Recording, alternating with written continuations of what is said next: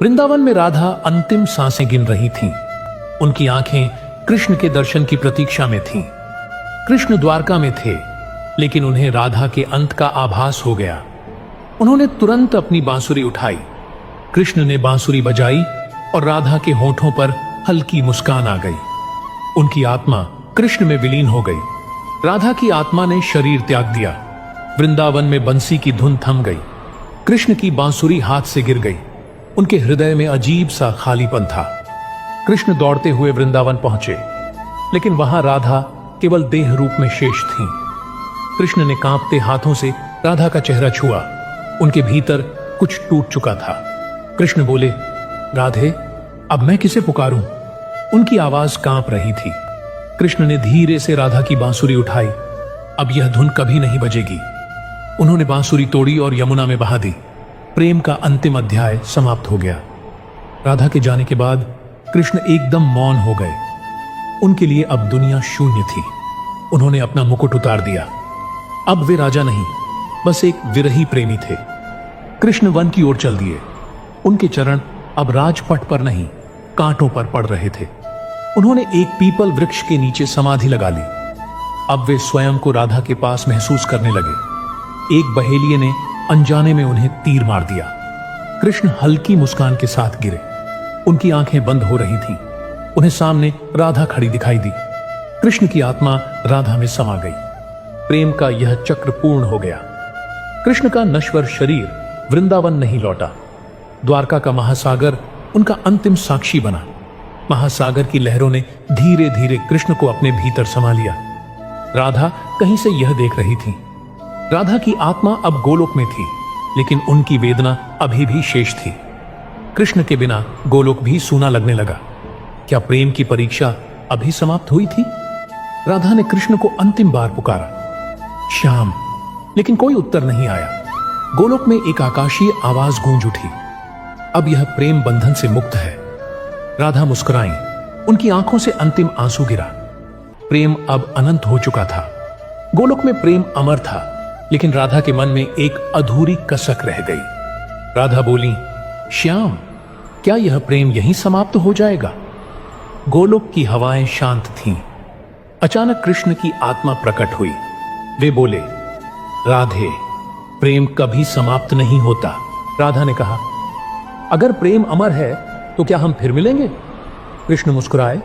कृष्ण बोले, हां, जब धरती पर प्रेम फिर से जन्म लेगा हम लौटेंगे। राधा ने अपने अश्रु पोंछे। तो मैं तुम्हारा इंतजार करूंगी, श्याम। गोलोक में दिव्य प्रकाश फैला। प्रेम ने पुनर्जन्म का वचन ले लिया। गोलोक में प्रेम की दिव्यता थी, लेकिन राधा की आत्मा अभी भी व्याकुल थी। कृष्ण ने उन्हें स्नेह से देखा। राधे, इस व्यथा को मुक्त करो। राधा ने धीमे स्वर में कहा, श्याम, क्या मैं तुम्हें फिर पा सकूंगी? कृष्ण मुस्कुराए। हम प्रेम हैं और प्रेम कभी समाप्त नहीं होता। राधा ने अपनी आंखें बंद कर ली। उनकी आत्मा कृष्ण में समाहित हो गई। गोलोक में एक दिव्य राग गूंज उठा। प्रेम ने समय से परे जाकर अमृतत्व पा लिया। अब न राधा अलग थी न कृष्ण। वे सदा के लिए एक हो चुके थे। गोलोक में शांति थी, लेकिन राधा का हृदय अब भी बेचैन था। राधा ने कृष्ण से कहा, श्याम, प्रेम का यह विरह क्यों? कृष्ण ने हल्के से मुस्कुराते हुए कहा, विरह भी प्रेम की परिभाषा है, राधे। राधा की आंखों से अश्रु टपक पड़ा। कृष्ण ने उन्हें अपनी हथेली पर संभाल लिया। यह प्रेम का अंतिम आंसू है, राधे, कृष्ण ने कहा। राधा ने धीरे से कहा, तो क्या हम फिर मिलेंगे, श्याम? कृष्ण ने कहा, जब प्रेम फिर जन्म लेगा हम लौटेंगे। राधा ने अंतिम बार कृष्ण की ओर देखा, फिर उनकी छवि धुंधली पड़ गई। गोलोक में दिव्य प्रकाश फैला। कृष्ण और राधा अब शाश्वत प्रेम में समाहित हो चुके थे। गोलोक में चंद्रमा अपनी चांदनी बिखेर रहा था, लेकिन राधा का मन एक अजीब शून्यता में खो गया था। कृष्ण वहां खड़े थे, लेकिन आज उनकी मुस्कान में भी एक गहरी शांति थी। राधा ने धीमे स्वर में कहा, श्याम, क्या यह हमारी अंतिम भेंट है? कृष्ण ने हल्के से सिर हिलाया। प्रेम कभी समाप्त नहीं होता, राधे, यह केवल रूप बदलता है। राधा ने एक गहरी सांस ली। तो क्या मैं तुम्हें कभी फिर देख पाऊंगी? कृष्ण मुस्कुराए। जब भी कोई सच्चा प्रेमी अपने प्रेम में समर्पण करेगा, वहां मैं और तुम होंगे। राधा ने अपनी आंखें बंद कर लीं। उनकी आत्मा अब पूर्ण शांति में थी। कृष्ण ने धीरे से कहा, अब समय आ गया है राधे। राधा की आत्मा धीरे धीरे ब्रह्मांड में विलीन हो गई, कृष्ण की दिव्यता में समाहित हो गई। गोलोक में प्रेम का राग गूंज उठा। प्रेम अब समय से परे जाकर अमर हो चुका था। राधा एक शांत झील के किनारे बैठी थी, जहां कृष्ण के शब्द अब भी हवाओं में गूंजते थे। गोलोक में सब कुछ वैसा ही था, लेकिन अब उनका हृदय एक गहरी पीड़ा से भर चुका था। राधा ने धीरे से विस्फट किया, श्याम, तुमने वादा किया था कि यह प्रेम कभी खत्म नहीं होगा, लेकिन कृष्ण कहीं नहीं थे। उनके वचन अब केवल स्मृतियों में शेष थे। राधा ने अपनी आंखों में जल भरकर कृष्ण की प्रतिमा की ओर देखा। श्याम, अब इस विरह को सहन करना कठिन हो रहा है, उन्होंने कहा। कृष्ण का स्वर आकाश में गूंज उठा, राधे, प्रेम कभी मरता नहीं। राधा ने एक गहरी सांस ली। उनके शरीर ने धीरे धीरे अपनी आभा खो दी। उनकी आत्मा अब कृष्ण के प्रेम में पूर्ण रूप से समर्पित हो चुकी थी। गोलोक में फूल बरसने लगे और प्रेम का अंतिम संदेश हवा में घुल गया। अब कृष्ण और राधा केवल नाम नहीं थे, वे प्रेम का अनंत रूप बन चुके थे।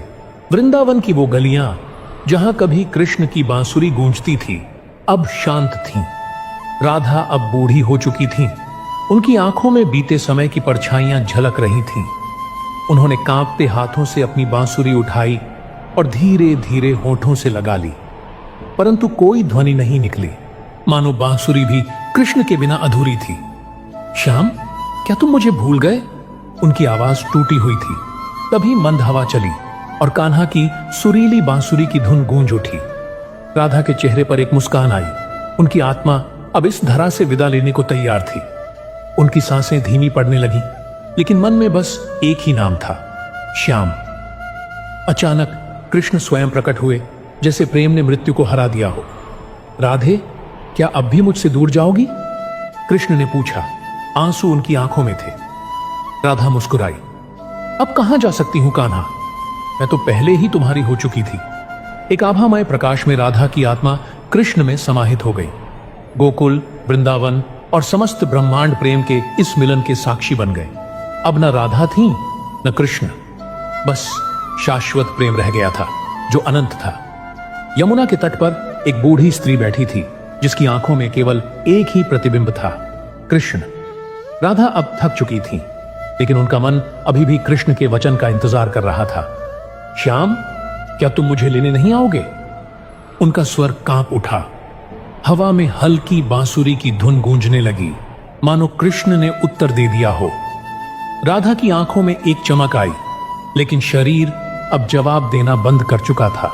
उनकी हथेलियां धीमे धीमे कांपीं, मानो कृष्ण के स्पर्श को महसूस कर रही हों। राधे, एक मधुर स्वर सुनाई दिया। कृष्ण सामने खड़े थे। राधा ने कांपते होठों से कहा, तुम आ गए श्याम। कृष्ण ने उनका हाथ थामा। राधे, यह देह मात्र माया थी, पर प्रेम शाश्वत है। राधा ने एक लंबी सांस ली। उनकी आत्मा अब कृष्ण में समाने को तैयार थी। कृष्ण ने अपनी बांसुरी उठाई और एक अंतिम राग छेड़ा, जो पूरे ब्रह्मांड में गूंज उठा। राधा का शरीर वहीं रहा, लेकिन उनकी आत्मा कृष्ण में विलीन हो चुकी थी। यमुना की लहरों ने उनकी विदाई का गीत गाया।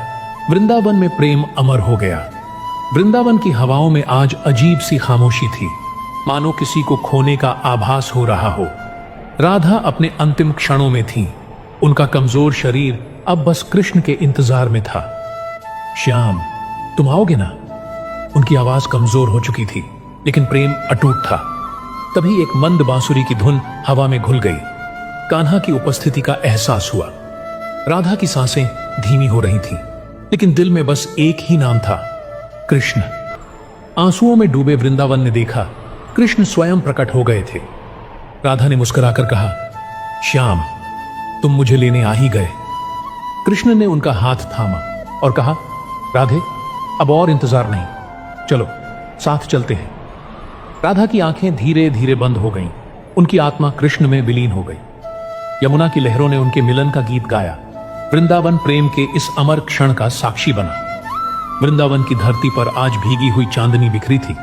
पर हवाओं में एक अजीब उदासी थी। राधा अंतिम सांसें गिन रही थी।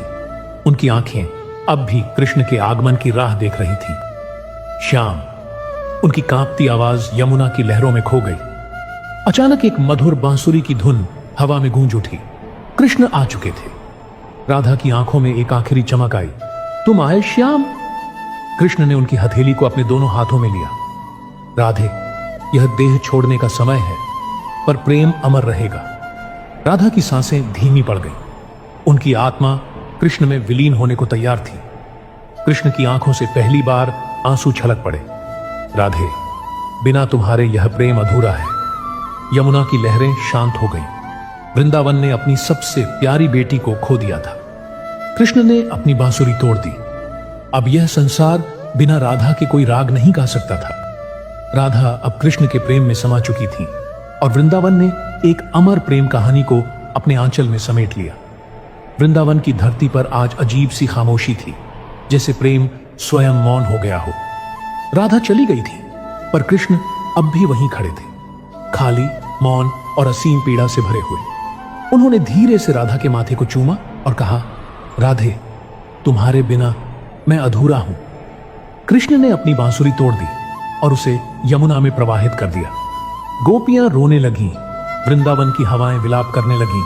कान्हा अब पहले जैसे नहीं थे। राधा के बिना कृष्ण ने वृंदावन छोड़ दिया और फिर कभी वहां नहीं लौटे। बरसों बाद द्वारका में कृष्ण अकेले बैठे थे, राधा की यादों में डूबे हुए। तभी एक तीर उनके पैर में आकर लगा। उनका शरीर धीरे धीरे शिथिल पड़ने लगा। कृष्ण ने मुस्कुराकर आंखें बंद कर ली। राधे, मैं आ रहा हूं। उनका शरीर धीरे धीरे इस दुनिया से विलीन हो गया और आत्मा राधा के प्रेम में समा गई। स्वर्ग में राधा और कृष्ण फिर से मिले, जहां कोई विरह नहीं था, बस शाश्वत प्रेम था।